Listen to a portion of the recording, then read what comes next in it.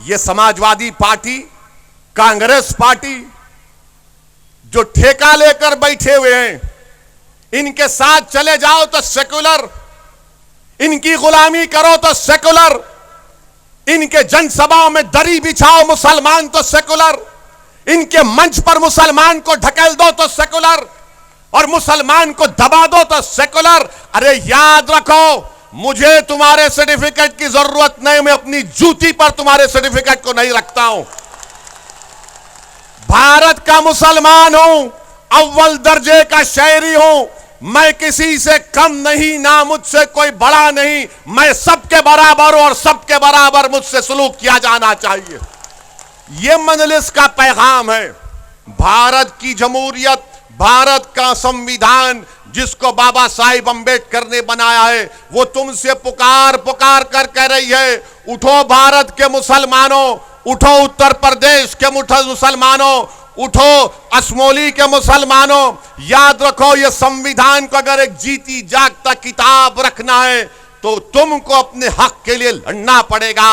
आपने सबका साथ दिया, बताओ हमने क्या हासिल किया? हमने क्या हासिल किया? हमने मलियाना हासिल किया। हमको क्या मिला? हमको हाशिमपुरा मिला। हमको क्या मिला? हमको मुजफ्फरनगर का फसाद मिला। 50,000 से जायद आबादी, हमारी मुल्क की आजादी के बाद 50,000 से जायद मुसलमानों को अपने घर से बेघर होना पड़ा। CAA का कानून पार्लियामेंट में आता है, पूछो समाजवादी पार्टी से, पूछो BSP के नेताओं से, पूछो कांग्रेस के बड़े बड़े लीडरों से, पार्लियामेंट का रिकॉर्ड उठाकर देखो कि उस कानून के खिलाफ अगर किसी ने मुदल्लल तरीके से संविधान को सामने रखकर, गांधी के पैगाम को सामने रखकर, अगर किसी ने मोदी के 300 MPओं के सामने CAA का कानून, मुसलमानों को स्टेटलेस बनाने का कानून बनाया जा रहा था, किसने बीजेपी के 300 MPओं के सामने कहा कि जिस तरह गांधी ने उस वक्त के सफेद फार्म हुकूमत के कानून को फाड़ा था, आज असदुद्दीन ओवैसी भारत के उन तमाम लोगों की तरफ से जो अंबेडकर के संविधान को अपने दिल से लगाते हैं, मैं इस कानून को फाड़ता हूं।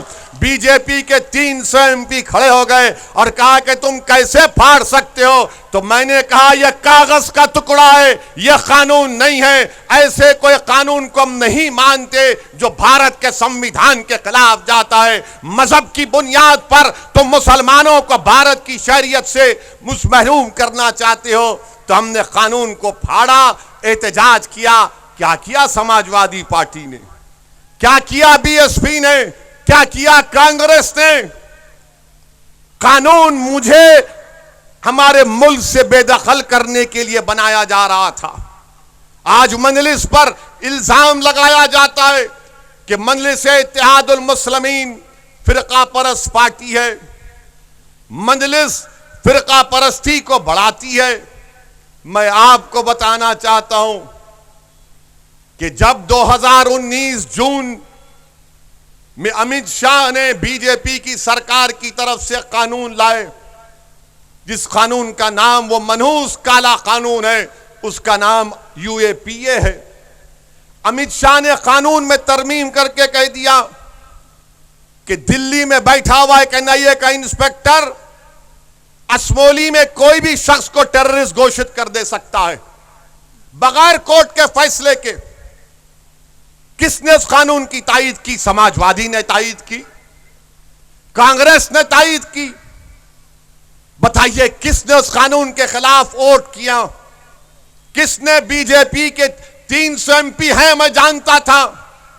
मैं ये जानता था कि मेरे मुखालिफत में वोट देने के बावजूद भी कानून पास हो जाएगा, मगर मैंने बीजेपी के इस काले कानून के खिलाफ वोट इसलिए दिया ताकि 100 साल के बाद जब तुम में से कोई नौजवान पार्लियामेंट में जाएगा तो वो ये शिकायत तो नहीं करेगा कि उस वक्त जो मुसलमान थे उन्होंने जालिम का साथ दिया, बल्कि मजलूम की आवाज बनकर हक को बुलंद किया।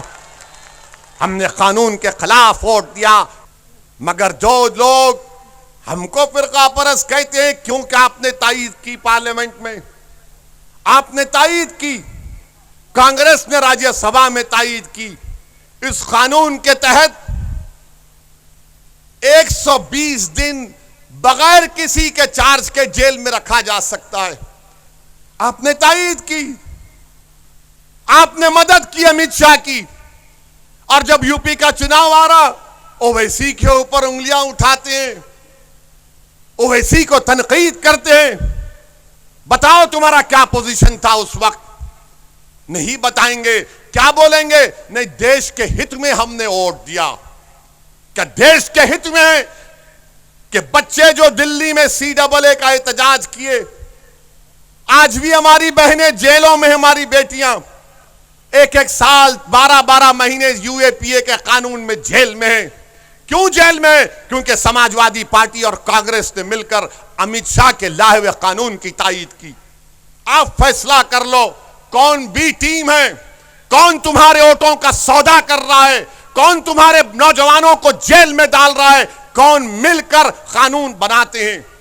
मेरे अजीज दोस्तों और बुजुर्गों, इन बातों को बताने का मकसद यह है कि आप में एक शऊर जब बेदार हो जाएगा, जब सच्चाई आपके सामने बयान किया जाएगा, तो यकीनन मुझे यकीन है कि अल्लाह उस सच्चाई को आपके दिल में डालेगा। असदुद्दीन ओवैसी की तकरीर से दिल नहीं हिल जाते, बल्कि अल्लाह के हुक्म से दिलों में मोहब्बत पैदा होती है। और मुझे यकीन है कि अल्लाह मोहम्मद मुस्तफ़ा सल्लल्लाहु अलैहि वसल्लम के सदक़े में, कमली वाले के सदक़े में आप तमाम के दिलों में मंजलिस की मोहब्बत को डालेगा, और वो मोहब्बत हमारी वोट और कामयाबी में तब्दील होगी। मेरे अजीज दोस्तों और बुजुर्गों, ट्रिपल तलाक का कानून लाया गया। क्या तकरीर हुई समाजवादी पार्टी की तरफ से? उठाकर पढ़िए अखिलेश यादव की तकरीर को। ट्रिपल तलाक में कानून आया, ट्रिपल तलाक का, वो बात कर रहे हैं मैंने यूपी में इतनी बड़ी रोड बना दी, कानून बन रहा ट्रिपल तलाक का। बोले कि मैं तो वो रोड बनाया, कानून पे नहीं बात किए। पतली गली से निकल गए बच के। मोदी को नाराज नहीं करना है। याद रखिए, भारत की जमहूरियत की तल्ख हकीकत यह है कि जब तक आपको अपना हिस्सा नहीं मिलेगा, आप सिर्फ शिकायत कर सकते हैं, आप सिर्फ रो सकते हैं, या फिर आप अपने घर के दरवाज़ों को बंद करके बैठ सकते हैं।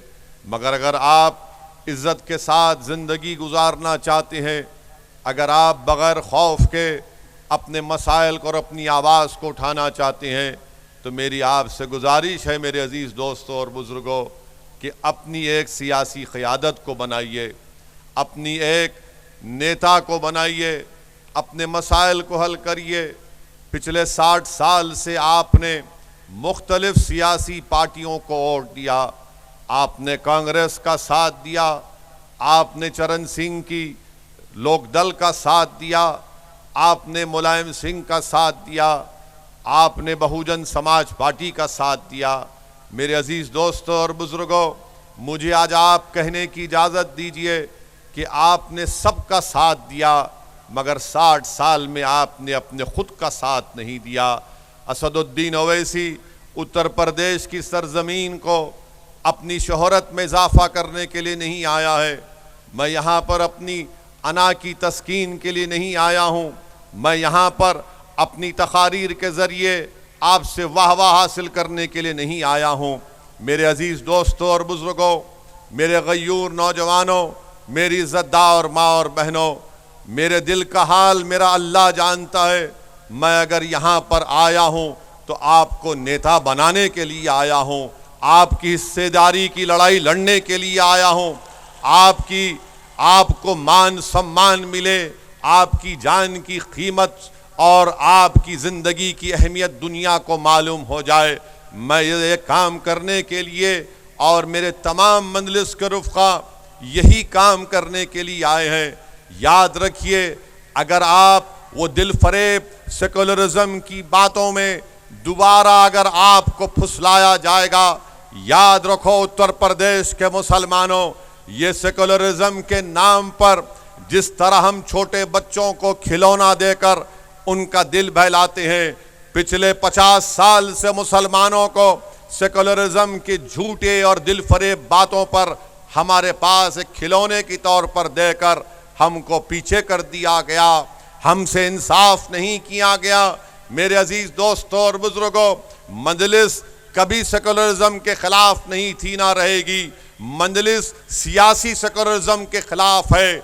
मजलिस उस सेकुलरिज्म के खिलाफ नहीं है जिसका जिक्र भारत के संविधान में किया गया, जिसका जिक्र भारत के प्रियम्बल में किया गया।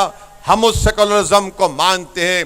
ये जो सियासी सेकुलरिज्म समाजवादी पार्टी हो या बीएसपी हो या कांग्रेस हो, ये सियासी सेकुलरिज्म मुसलमानों को डराने के लिए इस्तेमाल करती है, मुसलमानों को दबाने के लिए इस्तेमाल करती है, मुसलमानों को उनके हुकूक नहीं देने के लिए इस्तेमाल करती है। और फिर दूसरी जानिब बीजेपी मुसलमानों का खौफ दिलाकर हमारे हिंदू भाइयों को हिंदू एकता के नाम पर मुत्तहिद करने का काम करती है।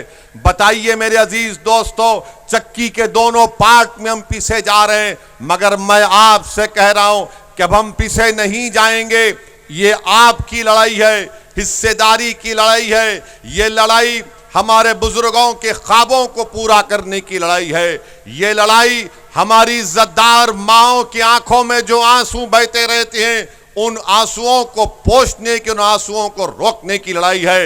ये लड़ाई नौजवानों, तुम्हारे रोशन मुस्तकबिल की लड़ाई है। ये लड़ाई हम उन लोगों से कहना चाह रहे हैं जिनकी गोद में मासूम बच्चे हैं। ये लड़ाई उन मासूम बच्चों के मुस्तकबिल को अच्छा करने की लड़ाई है। हमने नाइंसाफियों का सामना किया, हमने पुलिस की गोलियों का सामना किया, जेलों को हमको डालकर हमको भर दिया गया, स्कूल से हमको महरूम कर दिया गया, अस्पताल और तिबी इमदाद से हमको महरूम कर दिया गया, दहशतगर्दी का इल्जाम हम पर लगा दिया गया, आतंकवादी का इल्जाम हम पर लगा दिया गया, हमसे वोट हासिल भी किए, हमारे घरों को जला दिया गया फसादात में, हमारी खबरों पर समाजवादी पार्टी ने अपना सियासी महल तामीर किया। बताओ मेरे गयूर नौजवानों, बताइए मेरे बुजुर्गों, हम कब तक इस्तेसाल का शिकार रहेंगे? आज आपको एक करवट लेना है। अगर आज आप करवट नहीं लेंगे, नुकसान हमारा होगा। याद रखो,